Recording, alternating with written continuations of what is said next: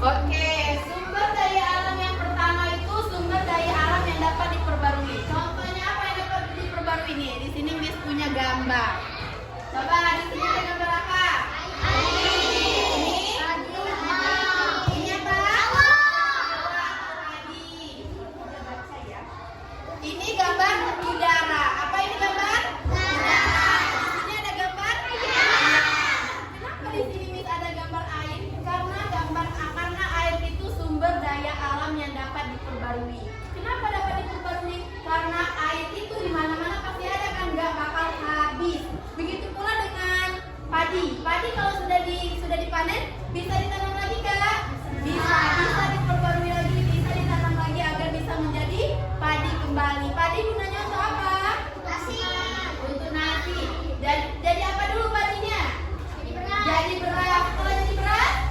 Jadi nasi.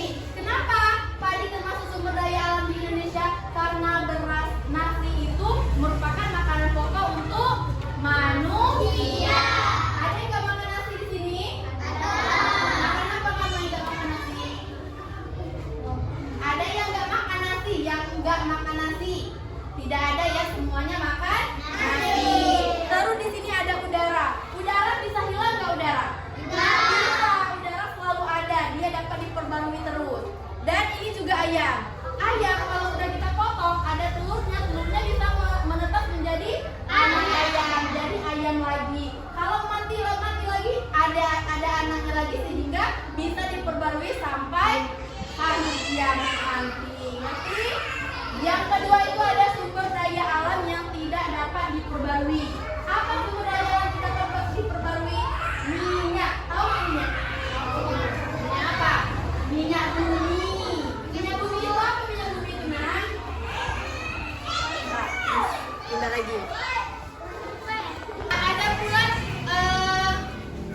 sumber daya alam yang tidak dapat diperbarui. Contohnya apa sumber daya alam yang tidak dapat diperbarui? Bensin, minyak bumi, bensin, solar, pertalite.